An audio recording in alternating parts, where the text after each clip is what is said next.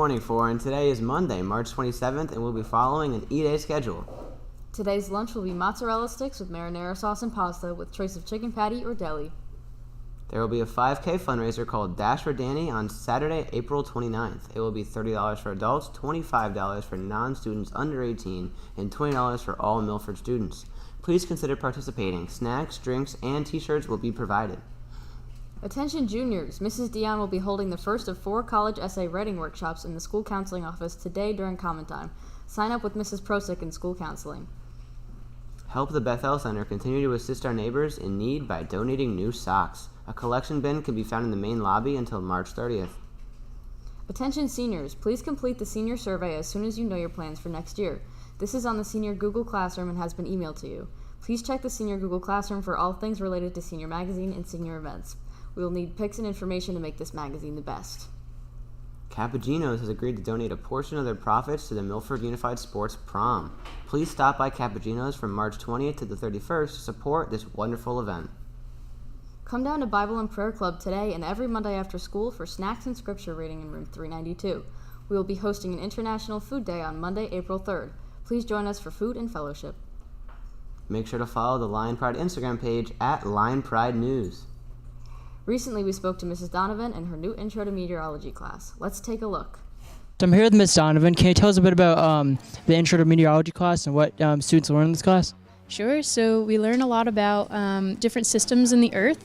We start with biomes across the world, why we have biomes, different climates and settings of like animals and plants that can exist in different places of the world. We're now getting into weather, so talking about weather events, storms, how they form, how we can forecast them, reading weather maps, so a lot of different cool things.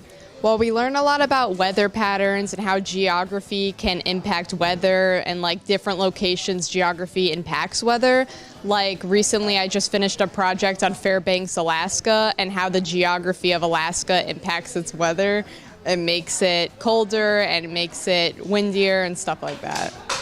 I think it's interesting to learn how Earth works. So we base a lot of our, the things we dress in, bundling up versus raincoats and things like that. So we rely a lot on the weather and make our decisions based on that. But it's interesting to learn how these things come to be. So this course is a lot about teaching students how things actually happen here on Earth.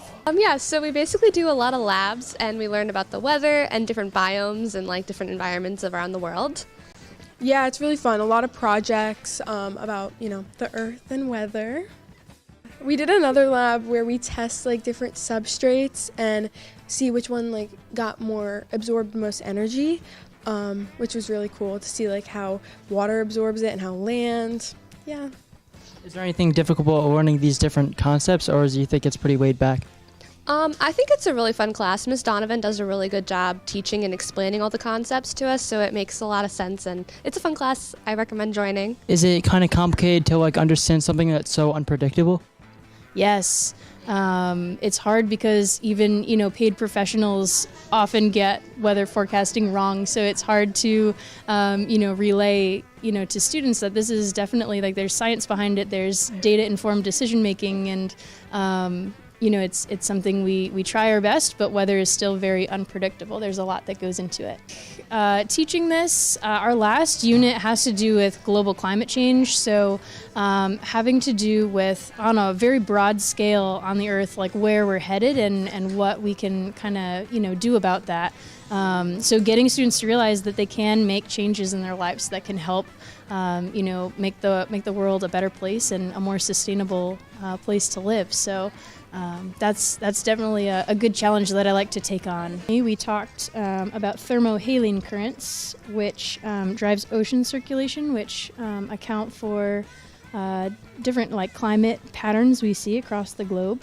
Thermo meaning temperature and haline meaning saltiness. So we did some investigations about how salt water and hot versus cold water play a role in that. Blue water is really salty.